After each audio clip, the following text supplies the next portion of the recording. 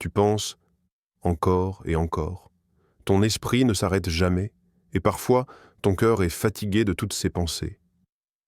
Mais, et si derrière ces pensées se cachait un appel d'Allah pour te ramener à l'essentiel? Aujourd'hui, laisse-moi te partager 7 leçons spirituelles de l'islam. Pas seulement des paroles, mais des trésors pour l'âme, des signes pour ceux qui réfléchissent. Il y a des silences qui crient plus fort que des voix, des silences qui pèsent, des silences qui guérissent. Il y a ce moment suspendu, où plus rien ne fait sens, mais où tout devient clair. Quand ton esprit devient un champ de bataille, quand les pensées s'entrechoquent comme des vagues déchaînées, le silence, lui, reste là, immobile, présent. Et si ce silence n'était pas vide? Et s'il était justement rempli de ce que tu ne peux pas encore entendre à cause du vacarme de tes inquiétudes? Quand tu ne sais plus quoi dire à Dieu, peut-être que c'est lui qui veut te parler. Comme ce passage du Coran, il n'est point de conversation secrète entre trois sans qu'il ne soit leur quatrième. Sourate Al-Mujadila 58:7. Tu n'as pas besoin de parler pour être entendu. Tu n'as même pas besoin de comprendre ce que tu ressens pour qu'ils le comprennent déjà. Un jeune homme, dévoré par ses incertitudes, un jour s'est levé. Il n'a pris ni carnet, ni téléphone. Il n'a prévenu personne. Il est juste parti. Là où le vent ne charrie que du sable et où les pas s'effacent derrière soi, dans le désert. Pas pour fuir le monde, non, mais pour faire taire le tumulte en lui. Il s'est assis. Aucune prière à haute voix, aucun discours intérieur, rien. Juste le battement de son cœur. Et puis, ce calme. Inattendu, inexpliqué, immense. Une paix plus profonde que 1000 pensées, une paix qu'aucune réponse rationnelle n'aurait su offrir. Peut-être qu'à cet instant, il a compris que ce qu'il cherchait depuis si longtemps était déjà là. Dans ce silence habité, dans ce vide où Dieu peut-être l'attendait. Tu veux comprendre? Tu veux que tout ait un sens? Tu passes tes journées à chercher pourquoi ça m'arrive? Pourquoi maintenant? Qu'est-ce que j'ai fait de mal? Qu'est-ce que je dois faire de plus? Tu fais défiler des pages, tu parles, tu réfléchis, tu rumines. Mais ton cœur, il est toujours lourd, pas vrai? Parce que la réponse ne calme pas toujours. La logique n'apaise pas tout. La vérité? Le cœur ne cherche pas forcément à comprendre. Il cherche à se souvenir de celui qui l'a créé, celui qui l'a toujours vu, même quand toi, tu l'avais oublié. Le Coran ne dit pas que les cœurs se tranquillisent en trouvant des explications. Non. Il dit, c'est par le rappel d'Allah que les cœurs trouvent la sérénité. Sourate Ar-Ra'd 13h28. Le rappel, pas la solution, pas l'issue. Le rappel, juste ça. Mais voilà, combien de fois as-tu pensé à tout, sauf à lui? Tu as pensé à ton avenir, à ton passé, à ce qu'il pense de toi, à ce que tu dois prouver, à ce que tu veux devenir, mais as-tu seulement pris un instant pour penser à lui? Juste lui. C'est dur, je sais. Parce que dans la course, dans l'angoisse, dans les tempêtes, on croit qu'il faut faire plus. Mais parfois, il suffit de se souvenir. Et quand tu te rappelles Allah, tout ce qui te semblait immense, étouffant, incontrôlable, se replace à sa juste taille. Il n'y a pas de magie dans ce monde. Mais il y a ce moment, simple et puissant, où tu dis « Ya Allah », et ton cœur, comme un enfant perdu, retrouve le chemin de la maison. Tu sais, tu n'as pas besoin d'avoir toutes les réponses pour avancer. Tu n'as pas besoin de tout contrôler pour être guidé. Tu te lèves chaque matin, et dans ton esprit, c'est déjà la course. Est-ce que j'ai fait le bon choix? Est-ce que je vais y arriver? Et si ça ne marche pas? Et si j'échoue? Tu planifies, tu réajustes, tu anticipes. Tu veux que tout soit carré, mais à force de tout vouloir maîtriser, tu t'épuises. Et tu oublies une chose essentielle, c'est pas toi qui portes l'univers. Allah te demande l'effort, mais pas la charge du destin. Laisse ça à lui. Et quiconque place sa confiance en Allah, il lui suffit. Sourate At-Talaq 65.3. C'est lui, la vraie suffisance, pas ton plan, pas ton contrôle, pas ta stratégie.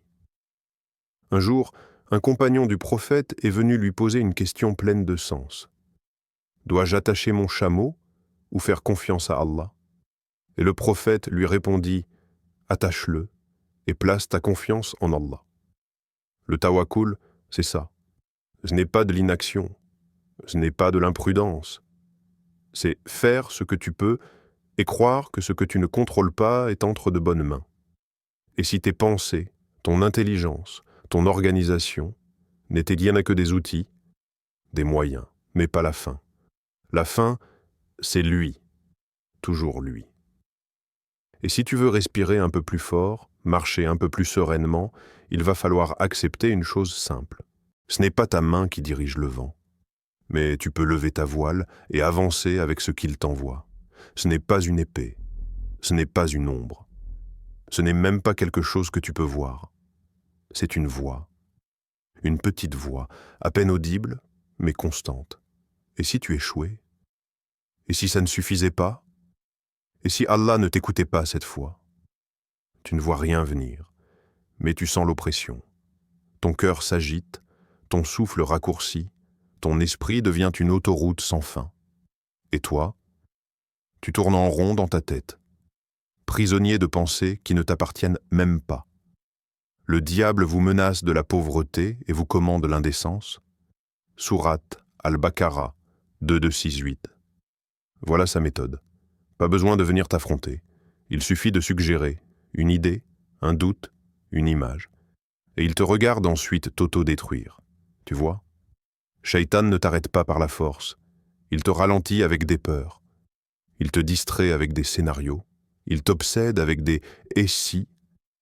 Pendant ce temps, il te vole l'instant présent. Tu n'es plus dans le dhikr. Tu n'es plus dans la gratitude. Tu es ailleurs. Dans une guerre imaginaire, seul contre 1000 ennemis que ton mental a fabriqués. Mais et si la paix ne venait pas de comprendre toutes tes pensées, mais simplement de faire taire le chuchotement? Pas en te battant avec lui. Non, en tournant le dos, en te reconnectant, en revenant là où sa voix n'existe plus, dans le rappel, dans le dhikr, dans la présence. Parce que là, et seulement là, il n'a aucun pouvoir. Il y a des douleurs qu'on n'arrive pas à nommer, des pensées si lourdes qu'on n'ose même pas les partager. Et puis, il y a la nuit, ce moment sacré où tout s'arrête. Les visages dorment, les voix se taisent, le monde s'éteint, mais ton âme, elle, s'éveille. C'est là, dans ce silence béni, que ton cœur peut enfin respirer et parler, pas aux gens, pas à toi-même, mais à celui qui sait déjà. Ils s'arrachent à leur lit pour invoquer leur Seigneur avec crainte et espoir. Sourate As-Sajda 32-16. Ce verset ne décrit pas des héros. Il décrit des cœurs blessés, agités, mais vivants. Des cœurs qui n'ont pas trouvé le repos ailleurs. Alors ils se lèvent et cherchent refuge là où la paix ne trahit jamais. Le monde ne sait pas ce que tu vis. Mais Allah, lui, voit. Il voit quand tu t'assois au bord de ton lit, quand tu poses ton front sur le tapis, quand tes larmes se mêlent à tes invocations. Il entend ce que tu ne dis même pas. Imam al-Ghazali disait « Le qiyam est la lumière de ceux qui portent la peine du monde dans leur poitrine. Et toi, tu fais peut-être partie de ceux-là, ceux qui ne dorment pas, non par insomnie, mais par amour, par besoin de se vider devant Allah, de déposer ce poids dans le calme de la nuit. Tu verras, dans cette obscurité, une lumière que le jour n'a jamais su t'offrir. Tu verras, la pensée devient lumière, la douleur devient prière, et ton âme, enfin, trouve sa place. Et si chaque instant était une clé, pas une punition, pas une impasse, une clé, pas toujours dorée, parfois rouillée, parfois pesante, mais toujours là, dans ta main, à toi de la tourner. Tu regardes ta vie comme un désordre, une suite de chaos. Mais Allah, lui, n'a jamais rien fait au hasard. Et ce n'est pas sans raison que nous avons créé le ciel, la terre et ce qu'il y a entre eux.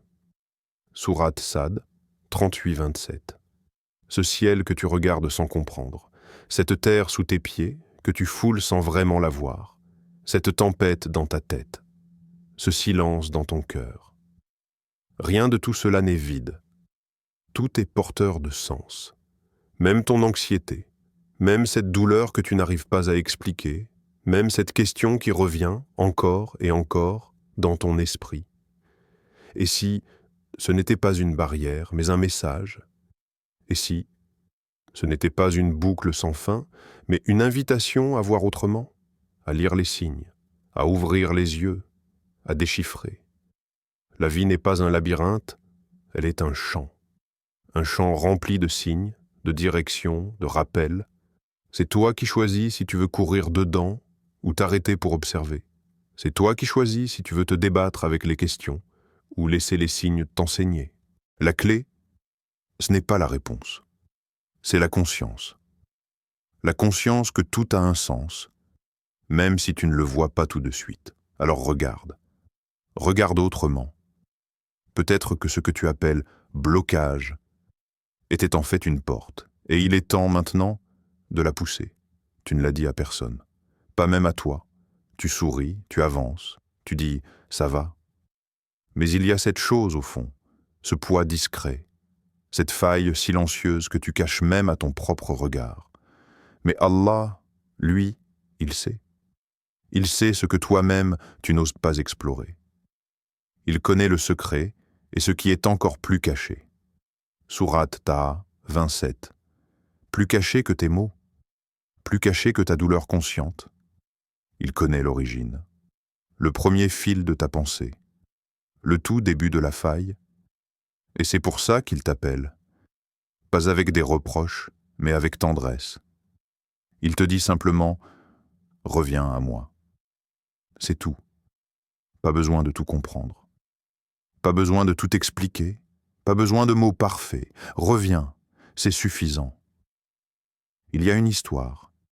Une femme, au temps du prophète. Elle pleurait en silence. Personne ne l'entendait vraiment. Mais Allah, lui, l'a entendu. Il l'a entendu au point de faire descendre une sourate pour elle. Allah a entendu la parole de celle qui venait se plaindre à toi. Sourate Al-Mujadila. Toi aussi, tu es vu. Toi aussi, tu es entendu. Même quand tu ne dis rien. Même quand c'est trop confus pour devenir prière. Tu crois que ton silence est vide? Non. Il est plein. Plein de choses qu'Allah entend mieux que toi-même. Et parfois, c'est là que commence la guérison. Pas dans le cri. Dans le silence entendu. Si tu penses sans arrêt, c'est peut-être qu'Allah t'invite à penser différemment. Pas pour comprendre la vie, mais pour te rapprocher de lui. Et si aujourd'hui, tu faisais du silence une prière, et de ta pensée un rappel d'Allah, un